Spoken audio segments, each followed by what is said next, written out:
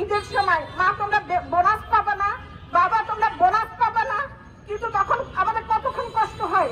আমরা তাকে ভদ্রভাবে সুযোগ দিয়েছি, আমরা কোনো আন্দোলনে নামিনি, আমরা আমাদের দাবি যৌক্তিকভাবে তাদেরকে দফায় দফায় স্মারকলিপির মাধ্যমে দিয়েছি।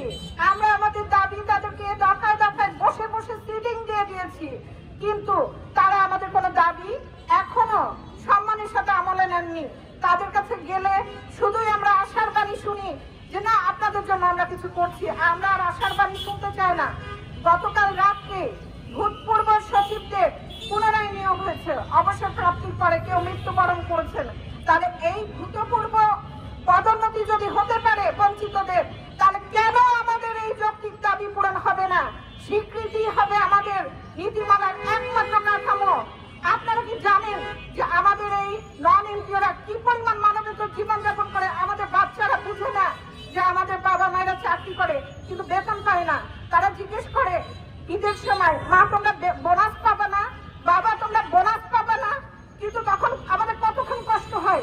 এর মাঝে আমাদের অনেক শিক্ষক আছেন যারা প্রচন্ড মানবেতর জীবনযাপন করে।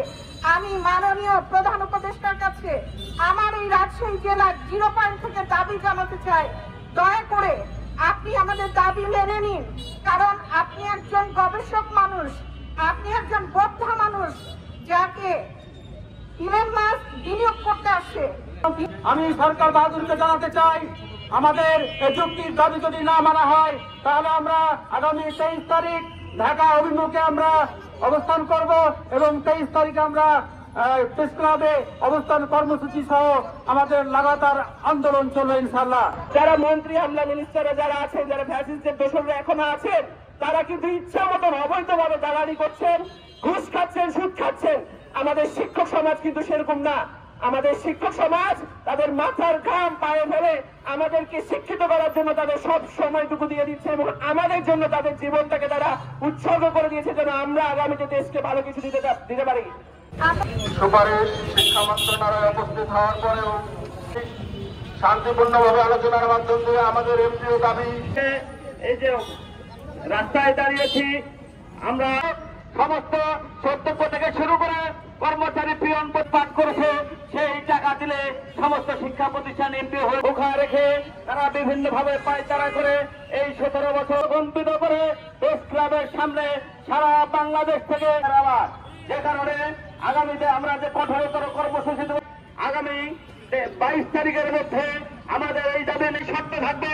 আমি আপনাদের জ্ঞাতার্থে জানাতে চাই, এমপিওর মুখে হাসি ফোটানোর ব্যবস্থা করবে এই আশাবাদে ব্যক্ত করে এজন্য আমি আমাদের সমস্ত ভাইদের আমি আহ্বান জানাবো।